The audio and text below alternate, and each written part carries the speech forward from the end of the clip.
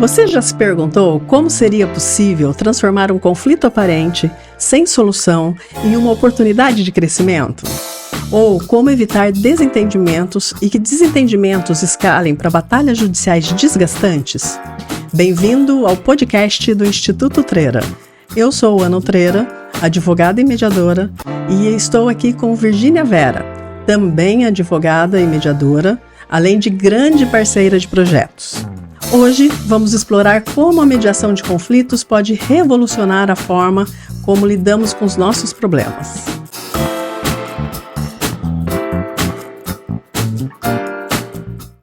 Então, Virgínia, como você acha que a gente pode transformar um conflito aparente, que no momento não se encontra uma solução, como uma oportunidade de crescimento? Bom, em primeiro lugar, Ana, obrigada pelo convite. Eu sou Virgínia Vera, eu e Ana vemos fazendo um trabalho juntas, no sentido de entender melhor como é que funcionam os conflitos na vida das pessoas, né? E como é que a gente pode trabalhar para que isso seja cada vez melhor elaborado e se transforme sempre numa oportunidade da gente ajudar aquelas pessoas que estão realmente vivendo um conflito em restabelecer relações, né? E resolver questões que estão difíceis, vamos assim dizer. Virgínia, e como evitar que esses desentendimentos escalem para batalhas judiciais desgastantes? Bom, o que a experiência mostra e a vivência mostra é que existem diferentes situações e que precisam de diferentes métodos de solução desses conflitos, né? A mediação, ela não é, enfim, uma solução que vai resolver todos os problemas, né? Então, eu acho que a mediação é um método autocompositivo e que o que a gente precisa entender é que a mediação dá às partes, às pessoas, a construção dessa solução.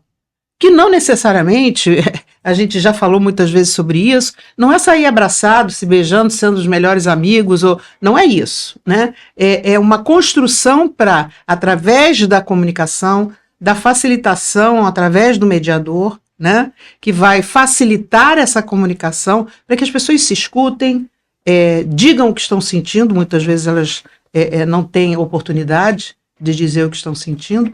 E o judiciário, o que ocorre no judiciário? O judiciário é uma terceira pessoa, que é o juiz, que vai ler um processo e ele vai, enfim, decidir aquele conflito de maneira não necessariamente que vá, e via de regra, não satisfaz a nenhuma das partes. Então, a construção da solução de um conflito, cada um construindo isso, né, a sua maneira, e dizendo onde dói, ouvindo do outro onde dói, eu acredito que é a melhor forma de você construir uma solução, não chamaria de solução, mas é uma tentativa de resolver uma situação de conflito, que o conflito é inerente à vida da gente, né, todos os dias, e a gente vive diariamente vários conflitos, né? É exatamente o que a gente sempre fala, né? Que é melhor que as partes mesmo solucionem o seu conflito do que deleguem isso a um terceiro. Exatamente. Porque quando você vai para o judiciário, você está delegando isso para um juiz, para uma câmara de desembargadores, né? E aquelas pessoas não estão ali no dia a dia vivendo a sua realidade. E não é possível, é humanamente impossível colocar todos os detalhes num processo. E são muitas questões subjetivas, né, Ana? Isso, não é só aquilo que pode ser colocado no papel. Uhum. É aquilo que cada uma das partes traz consigo e que numa sessão de mediação é possível que essas pessoas se sintam à vontade, porque inclusive a mediação é isso, né? É um espaço que, enfim, confidencial, onde as pessoas vão se sentir à vontade e onde elas vão voluntariamente, não tem nenhuma obrigação de estar presente naquela mediação e estar ali até o momento em que ela diz: eu não estou mais me sentindo bem aqui, eu não quero continuar. Então, tudo isso, esse respeito pelas partes, é que eu acho que faz toda a diferença na construção de uma solução de um conflito. Exatamente, e aquilo que a gente também já conversou sobre, né? Que o importante é que as partes também cheguem até a origem do problema.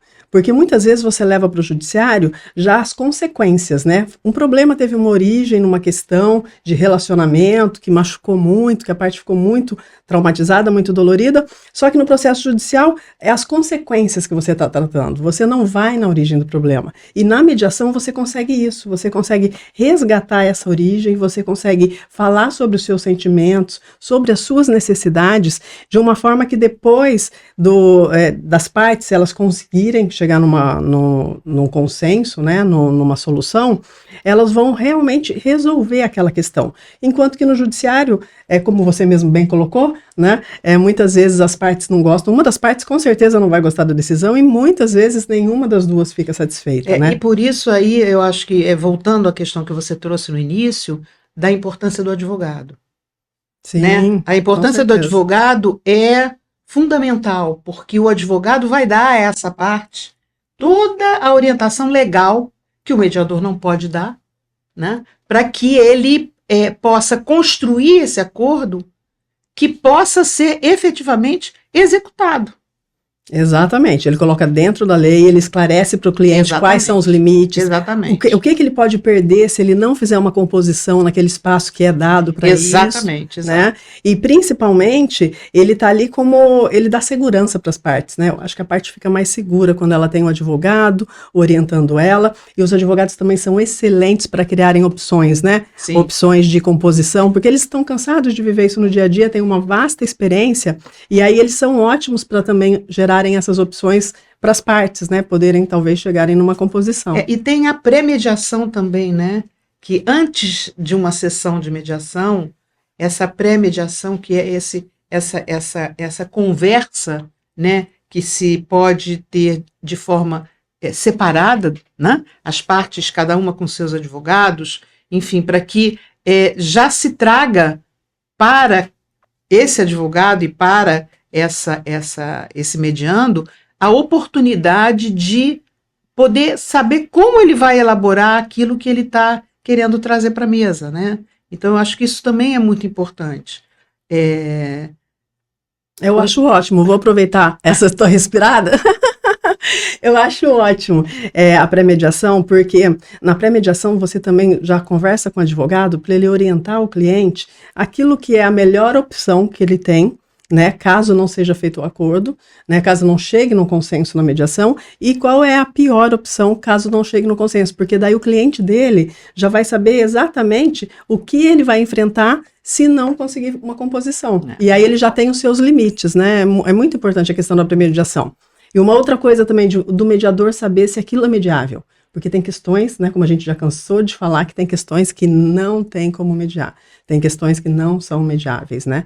E a pré-mediação é ótimo para isso, porque o mediador consegue avaliar se aquele caso é um caso mediável ou não, né? É verdade. Agora, deixa eu te falar uma coisa. A mediação, a gente é muito fã da mediação, né?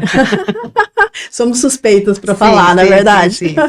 Então, mas ela sendo assim uma coisa que é uma ferramenta tão potente, por que as pessoas ainda desconhecem, né? O que a gente poderia fazer para que as pessoas conheçam essa potência? O que você acha que acontece, Virginia? Ana, eu acho assim, primeiro, isso que a gente está fazendo é uma forma da gente divulgar, né? Porque esse podcast não é só para nós falarmos para os mesmos, né? Para o nosso mundo, na nossa bolha. Isso é que eu acho mais importante, é que a gente fale para além da nossa bolha, para que as pessoas realmente fiquem conhecendo. E é claro que levar isso para, por exemplo, para os escritórios de advocacia, fazer, enfim, o máximo de divulgação possível, para trazer os advogados, para tomarem conhecimento, porque muita gente não conhece, não sabe como é que é, entendeu? E falar para o público em geral. Como é isso? É difícil, realmente é. Há quanto tempo que a gente está trabalhando nisso, estudando e buscando alternativas, enfim. E uma das coisas que a gente vem trabalhando também é na base, né? Como é que você vai levar para a base, que Peraí, muita calma, ela está querendo entrar num assunto que é maravilhoso, mas a gente vai destinar um bloco inteiro só para esse assunto, que é mediação escolar. Mediação escolar, exatamente. Mas é a mediação escolar de um jeitinho diferente, né? Do nosso jeitinho, né? Quer dizer, de outras pessoas também, mas de um jeitinho muito especial, na verdade. Sim. É o que a gente vivenciou e o que a gente tem uma experiência e que a gente acredita que pode ser possível transformar, né? Exato. Porque a nossa proposta é transformar, né? Um novo paradigma mesmo nas relações entre as pessoas. De passinho em passinho conseguir uma transformação cultural, quem sabe, um dia, né? A gente planta a sementinha aqui, talvez a gente não veja florescer. E às vezes o que a gente ouve, hoje em dia ninguém mais presta atenção em nada, não sei o que. Não, as pessoas continuam sendo bons seres humanos, né? Mas o problema é como é que está se desenvolvendo essa relação com o outro. Né? Quer dizer, você está muito voltado para você, essa coisa você está, enfim... nós desaprendemos a dialogar, na verdade, Virgínia? É verdade. A gente desaprendeu. Isso. A gente precisa reaprender. Com certeza. Com certeza. A gente vai plantar uma sementinha, né? Vai, sim. Mas recapitulando ainda o assunto que girou aqui na mesa, com relação aos advogados. Eu acho importante a gente colocar que para os advogados é excelente que antes deles judicializarem uma questão, eles procurem a opção da mediação, ofereçam isso para o seu cliente.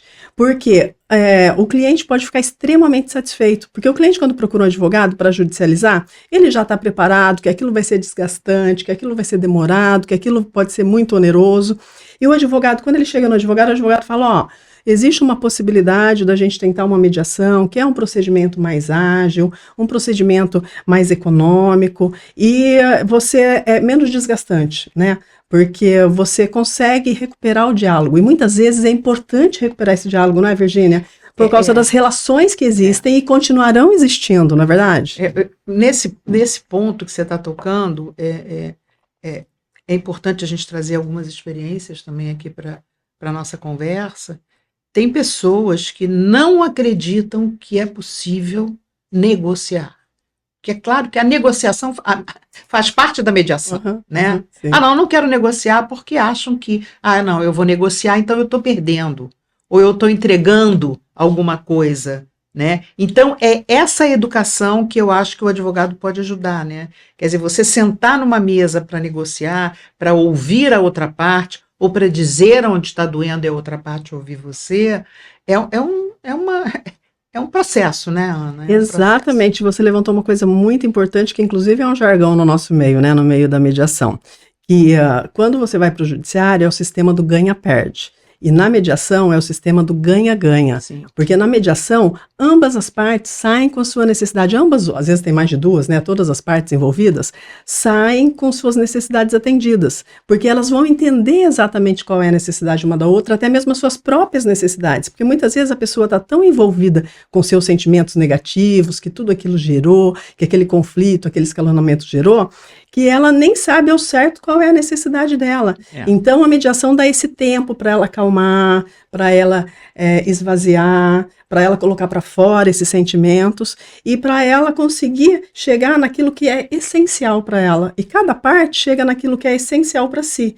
E aí elas começam a ver uma possibilidade, muitas vezes, de uma composição. Claro que você quer falar, eu tenho certeza, que nem sempre nós... Quer continuar? Não, nem sempre você chega a um acordo, quer dizer, nem sempre aquilo ali, a mediação não necessariamente termina no acordo, né?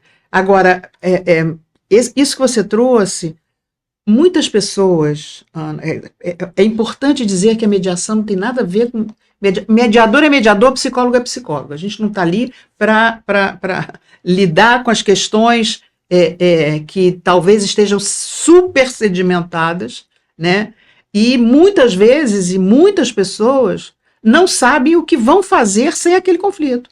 Não sabem como vão viver, continuar vivendo sem aquele conflito. Às vezes aquele conflito é o motor dela continuar sobrevivendo, entendeu? Então, quer dizer, existe vida depois do conflito, entendeu? Acha que não existe. Do conflito não resolvido, mas a comunicação restabelecida, né? E é isso, você... Ou seja, as pessoas têm que estar preparadas. Muitas vezes elas não estão preparadas. Sem dúvida. E quando elas não estão preparadas, a mediação, ela não vai trazer uma solução. Mas mesmo assim, ela pode recuperar uma parte desse diálogo, né, melhorar um pouco esse diálogo e isso evoluindo depois da mediação para uma solução, mesmo fora da... Vai parar para pensar, né? Exato. Às vezes você não ouve o que o outro está dizendo, mas numa sessão de mediação você ouve o que você está dizendo, né? Então, às vezes, nem sempre você fala em voz alta e o importante também é você falar em voz alta para você ouvir o que você está dizendo e o que você acha que é o teu maior problema. Nem sempre é aquele, né? Então, assim, eu acho que a mediação, ela mesmo numa sociedade, numa empresa, né, você trata de várias situações que podem gerar um conflito, né? Questões hierárquicas, questões entre, enfim... societárias, ou até mesmo dentro da sociedade, dentro da empresa, entre os próprios funcionários, né? É você poder fazer com que, às vezes, um funcionário não está conseguindo perceber ou está entendendo de forma diferente uma atitude de um colega ou de um superior, não é isso? Então, essa sentada na mesa para você conversar e se colocar é muito importante. Com certeza. E parceiros comerciais também, né, Virgínia? Sim, porque a gente vê tanto desentendimento também nessa seara, né?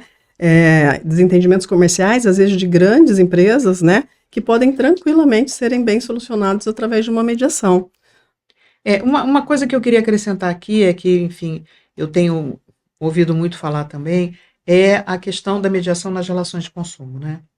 Sim. É uma questão aí da superioridade, vamos assim dizer, de quem está fornecendo o serviço e daquele que está adquirindo ou consumindo efetivamente, né? E para que isso, em algum momento, possa ser possível, né, todos têm que querer. É a questão da voluntariedade. Tem que querer para sentar numa mesa com opções. Tem que vir com disposição, na verdade. Exatamente. Senão, realmente... E outra coisa que eu acho importante, quem está sentado na mesa tem que ser aquele que tem poder de decidir. Decisão. Né? Sim. Então, isso é muito importante. Quer dizer, quando você vem para a mesa para negociar alguma coisa em nome de alguém, em nome de uma empresa, ou seja lá o que for, você tem que ter ali, vamos assim dizer, na manga, né, todas as possibilidades com o objetivo de resolver, de solucionar, né? Então, eu acho que, a princípio, é isso que a gente tem aí das vantagens da mediação, sim, na verdade. Os benefícios, né, Ana? Benefícios, exatamente. Os benefícios que a gente tem que sempre ressaltar são os benefícios, né? Tudo aquilo que vai trazer de bom para aquele que sentou ali, conversou, ouviu, falou, né? Trouxe como possibilidades. Eu selecionei de todo o tempo, já que eu faço mediação, eu atuo mais na mediação familiar, como você sabe, né, Virgínia? Então, eu trouxe alguns casos que eu acho, assim, que são casos que se repetem, que acontecem com muita frequência com todas as famílias, né? E que, para ilustrar para quem está nos ouvindo, né, como que isso pode acontecer, quando que você pode colocar isso em prática, quando você deve procurar a mediação, quando que isso pode ser bom. Então, no caso de disputa de guarda, nós atuamos num caso de disputa de guarda em que a mediação durou 7 meses. a princípio pode parecer até meio longo, né? Pô, mas 7 meses, não falou que era rápido? Mas judicialmente, Virgínia, você que também é advogada, colega aí, quanto tempo uma disputa de guarda de filhos pode durar na justiça? Fala para mim. É verdade. Anos, né? Pode levar anos. Sim, Fora o desgaste emocional que isso traz, tanto para os pais como para o filho, né? Ou aquilo que a gente estava dizendo, né? Uma decisão que não vai satisfazer nenhuma das partes. Exatamente. Nesses 7 meses foram 21 sessões, né? E o que acontece? Foi uma separação muito traumática do casal. O menino, o filho, tinham 3 anos e não existia diálogo entre o casal, né? E o menino começou a desenvolver, com a separação, ele ficou morando com a mãe. E ele começou a desenvolver um quadro de ansiedade que, com o tempo, começou a se tornar um pouco violento, até que se chegou 8 anos após a separação, os pais não conversavam praticamente, né? Mas o menino tinha contato com os 2 genitores, e ele vendo essa situação instalada entre os pais, a mãe também não tinha conseguido refazer a vida dela, né? Estava numa batalha muito grande. Então aquilo atinge os filhos, né? E os pais não têm noção de como isso atinge as crianças, né? E esse filho com 11 anos, ele teve uma crise violenta, né? E numa discussão com a mãe, e ele foi para casa do pai. Ele pegou as coisas dele e simplesmente foi para casa do pai, com 11 anos de idade. E aí, claro, ele ficou lá na casa do pai e a mãe não aceitava, não queria aceitar que o filho fosse morar com o pai. Aí começou o procedimento de mediação. Esse procedimento de mediação, a gente foi explorando aos poucos todo aquele problema do casal, porque na verdade, por que não existia diálogo? Exatamente pelo que você falou, porque as pessoas não tinham se separado realmente, elas continuavam naquele conflito que já vinha lá da época do casamento. E isso fazia com que elas não conseguissem conversar sem se agredirem verbalmente, né? E aí a criança, claro, né, sofreu todas essas consequências, e com a mediação eles começaram a poder se analisar melhor, a esvaziar tudo aquilo que estava dentro, a ver as suas necessidades, a sentir as suas necessidades e principalmente tudo que estava sendo gerado no filho, né? E o filho... Eu posso te interromper um minutinho? minutinho? Pode, claro. Isso que você está dizendo, a gente pode trazer também para quem não está nos ouvindo e não tem conhecimento de como é que funciona, né? Você fazer 20 e tantas sessões. Acredito eu que, né, dentre essas 20 e tantas sessões, vocês fizeram sessões individuais. Com certeza. Né? Certeza, onde você ouve uma das partes, sim, né? E depois ouve a outra parte, dando igual tempo a cada uma de trazer questões que ajudam o mediador, né, com perguntas e melhorar essa comunicação, ou fazer com que cada um venha trazendo mais informações, né, na mesa conjunta, né, porque aquilo que é dito numa sessão individual, você só pode levar para a conjunta se a parte autorizar, né? Então, isso aí eu acredito que tenha acontecido muitas vezes, né? Muitas vezes, foram muitas sessões individuais, porque em casos assim, é necessário, né, Virgínia, como você falou, para que a pessoa possa esvaziar, possa trazer aquelas questões mais profundas, que ela não vai ficar à vontade de falar na frente da outra pessoa. Teve muitas sessões individuais e algumas conjuntas, mas o mais bonito nessa mediação foi ver a evolução do casal. Porque nesses 7 meses, eles saíram daquele lugar de marido e mulher que viviam se degladiando e passaram a ocupar o real lugar deles. Eles saíram da conjugalidade, que eles tinham terminado o casamento, mas ainda continuavam com uma relação de conjugalidade, né? E vieram para a parentalidade, ou seja, passaram a ocupar o lugar de pai e mãe apenas, porque é isso que eles são hoje, pai e mãe. E aquele filho voltou a ter seus pais de volta. Entendeu? Foi só aí que o filho, eu esqueci de mencionar, antes dessa crise do filho, esse último ano ele perdeu, ele não conseguia ir para a escola. Ele não conseguia ficar na escola, ele tinha crises na escola, ele não ficava na escola e por faltas ele perdeu o ano. E no final do ano aconteceu esse episódio, né? Então aquele menino estava tão desgastado emocionalmente, tão fragilizado, que aquilo atingiu ele de uma forma tamanha que ele não conseguia nem ter outros relacionamentos, nem na escola, nem em lugar nenhum. Então, os pais, durante a mediação, conseguiram ir para o seu lugar, conseguiram enxergar isso, e você acredita que depois o menino começou a ir na escola? e que no ano seguinte o menino frequentou a escola normalmente, os pais conseguiram recuperar o diálogo, conseguiram se respeitar como pai e mãe, porque mesmo eles tendo opiniões divergentes, eles sabiam que aquela opinião divergente era porque a mãe queria o melhor, era porque o pai queria o melhor, e passaram a ter uma outra visão, né? E, gente, esse caso foi muito interessante, realmente foi muito bonito ver a evolução do casal e como eles saíram de um lugar conflituoso e foram para uma zona onde o diálogo saudável pôde fazer parte do convívio familiar, que é essencial, né? Muito interessante mesmo. Tem algum outro exemplo que você gostaria de trazer? Bom, uma coisa que, assim, que me tocou muito foi uma mediação que eu participei, onde